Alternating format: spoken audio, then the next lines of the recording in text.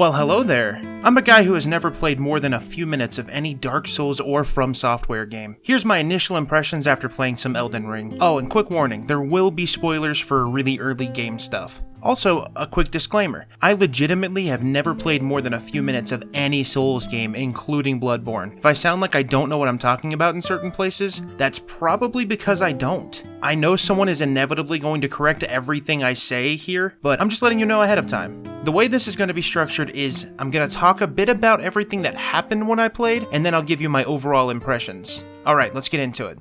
So right off the bat, you create a character and you can choose a keepsake, which is an item that gives you a stat boost. Or, I guess, makes enemies more aggressive? The character creator is actually surprisingly deep, down to choosing how open or closed your pores are. There's also tattoo and scar options, but I'm kinda boring and I chose a normal looking guy. The intro cutscene is an ominous dude talking about the lands between and some other backstory stuff with some pretty striking and beautiful artwork. I'm gonna be honest, it was quite a bit of exposition, and I managed to forget most of it by the time it was over. That being said, it was entertaining to watch, and just looking at the artwork was a nice experience. The cutscene transitions into a nice 3D scene featuring your character, and it's actually pretty epic and cinematic, albeit brief. Then, the game just throws you in. It says go, and you go. The controls are pretty straightforward. There's a standard attack, a heavy attack, a shield bash, which I think is the parry, and some extra actions like jumping and rolling. You also have an inventory that you can mess with using the D-pad if you're using the controller. There's also the option to crouch and stealthily move around, which is something I ended up using extensively, which I'll mention later. The environments are really nice looking, at least at first. There's messages everywhere, and most of them are unhelpful. Once I pushed up far enough, I immediately hit a boss. Oh, well that's not good. How do I lock on? How do I lock in? How do I lock on? How do I lock on? How do I? Oh no. Oh no. I'm gonna die. I'm gonna die. I'm gonna, oh no. I also immediately died. It was awesome. I assume you're supposed to die here because I immediately got a cutscene afterwards. Then you're right back in. So after some more traversing and learning the controls, you go through a mist and the game throws you into a room with an enemy whose health bar pops up on the screen. Well, that doesn't look good. I'm not sure if this is considered a boss, but I definitely didn't struggle very much at all with him.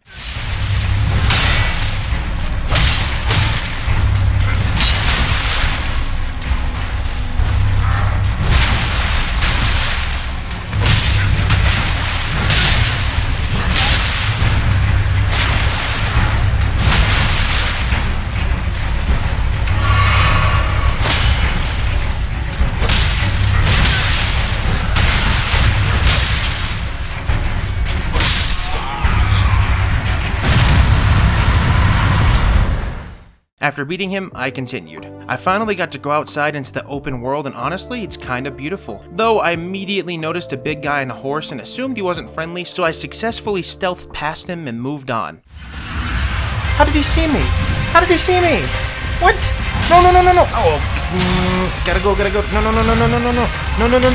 Alright. Gotta move. Go. How did he see me? Just kidding, he saw me and absolutely destroyed me. Once I respawned, I managed to actually avoid him. Okay. We're just gonna... Oh, no. Nope.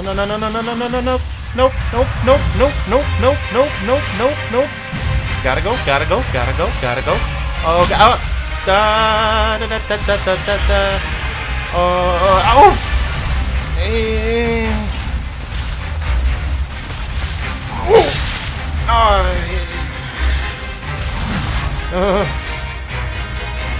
Oh no.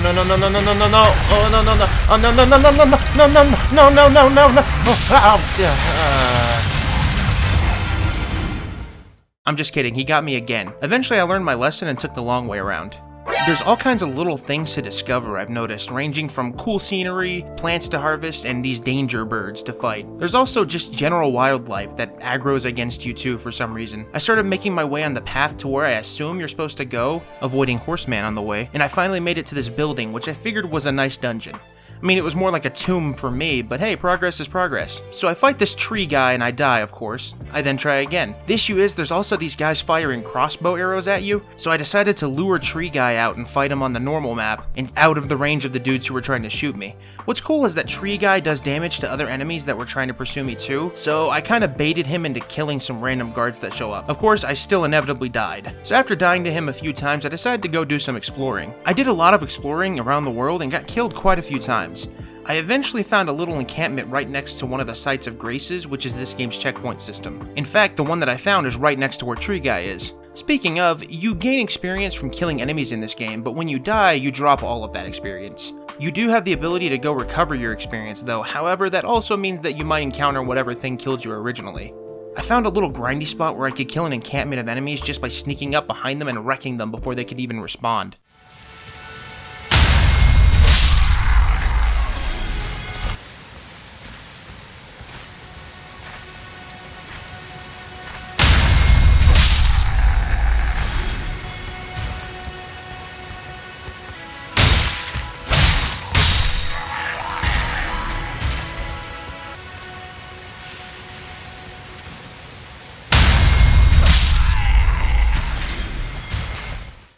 This seemed like a nice way to farm experience because I could reset the enemies over and over again using the Site of Grace, and I did that a few times to level up my Vigor and Strength. Vigor seems to be your overall HP for the record. Strength is, well, strength. So with this newfound power and experience, I decided to push on and explore more of the world. I ended up going into this new area that teleported me to this open arena, and of course, you know what comes next. Gonna be a fight. Bloodhound Knight, Dart, nope. Okay. No. Okay.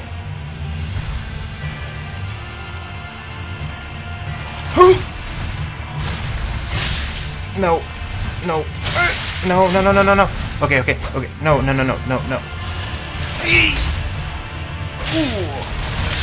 Oh my god, I hit him. Oh. Come on.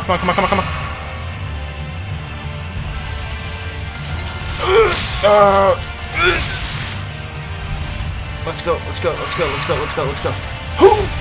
Yeah! Oh!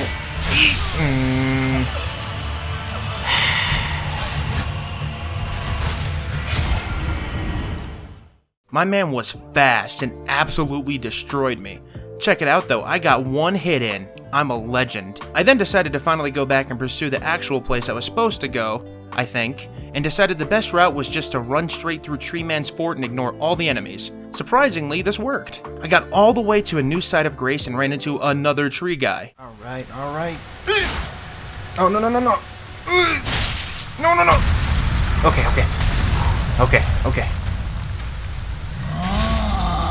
I got you. This is the one. Oh! Missed. Oh, yeah!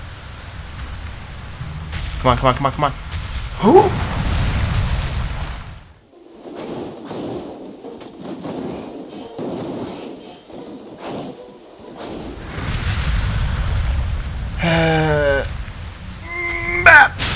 Oh no! I tried to take him on, but to no avail. I think I can do it, I just need to figure out my dodge rolls a bit better.